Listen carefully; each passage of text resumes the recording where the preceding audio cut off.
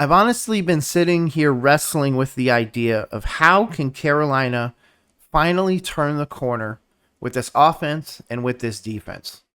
Regardless of the displays that we've seen in the Cardinals game, and of course, this win against Miami, I'm not even sure if that's truly what the offense is going to look like moving forward.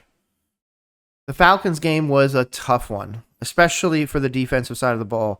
It set the bar really high, and I think in a place where obviously it's unsustainable. No team is going to hold anybody to 0 points on a regular basis. But at the same time in that game, we just got sound decision making. We had sound tackling. There were moments, of course, where the offense was able to go out there and just put the ball in the right place and get us some points on the board. But it was really that defensive push that was able to secure that Atlanta win. Now, obviously, when we go to the Miami game, it's a once in a lifetime. You know what? I hope he's got two, but normally a once in a lifetime game from a guy like Rico Dowdle. I mean, 200 plus yards. It was like 163 yards or something like that after contact. Dude was absolutely electric and took the game over. But that also was a concern for the Miami side of the ball. Miami came into this game worried about their tackling, just like Carolina was. They had guys being incredibly inconsistent, especially in the second level. Obviously, the glaring issue for Carolina was the early turnovers, something that we've seen from Bryce Young on, unfortunately, more than one occasion. But you know what we didn't see the rest of the time? We didn't see Bryce really give up. And to be honest, there was even moments where it seemed like he was juicing the team. Now, don't get me wrong. We, of course, also run into the idea where we get I believe it's a fourth down conversion, and Dave Canales is literally celebrating on the sideline and can't get the play call in time. I'm sorry, man, that's a rookie move. Not only is that a rookie move, that is not a move of a winning head coach. And as much as I want to sit here and put a lot of this blame on Bryce, because again, I enjoyed my time after this win. No negativity, anything like that. But now we're to the point where we need to start talking about how we fix the issues. We're not going to be able to fix the issues, I believe, in a trade. Unless it's for some crazy player. And to be honest, I just don't know if that's really worth it right now.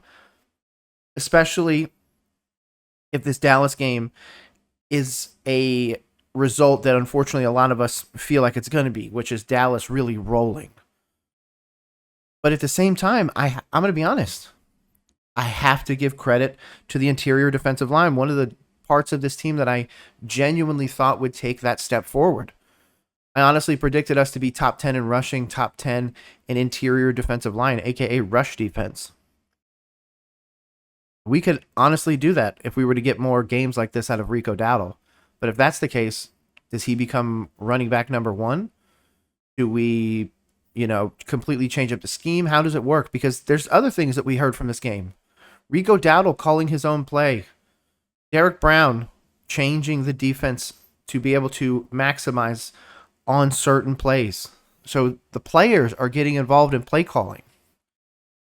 Now, obviously, we also heard something previously from Derek Brown talking about leadership inside the locker room. So who is the leader on this team? Who's the guy who's taking this team by the balls and, uniting it in a way that's going to help us string multiple wins in? Because that's what we need. We don't need one win here, one win there. We need to string some together. Let's get it going.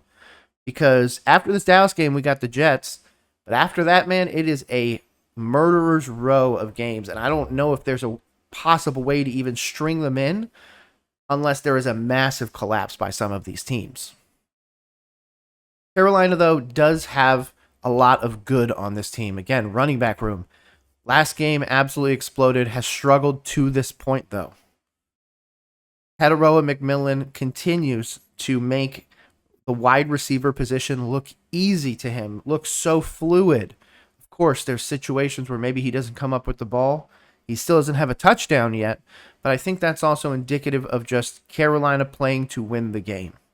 We don't need to force the ball in situations to Tetairoa. in the red zone or down the field in a situation where that could cause more turnovers. And to be honest, with Bryce being a rhythm thrower and somebody that's clearly affected by turnovers and gets into his head, I don't know that I agree with the idea that we need to be forcing it to McMillan. Let's just go out there and do what the Eagles are doing and just trying to win the game.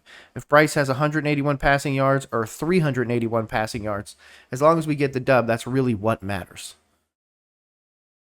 But Carolina has a lot of answers now.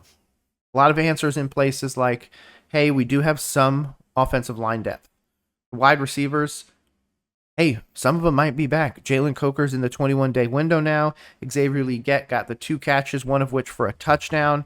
Again, McMillan continues to go out there. Jimmy Horn Jr. had that amazing catch on 4th down. Mitchell Evans caught his 2nd touchdown. So, again, we've got contributors. The one that's been holding us back so far has been Bryce, but you know what? I think he can turn the corner. I genuinely think he can. But I want to know your thoughts. Where do you see Carolina in this game, and where do you honestly predict the score right now? As the betting odds sit, it looks like Dallas is 3.5-point favorites. I'm going to be honest.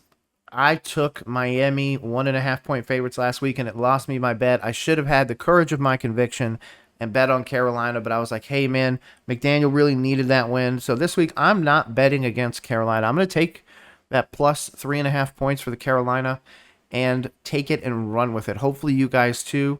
I cannot wait to see this game.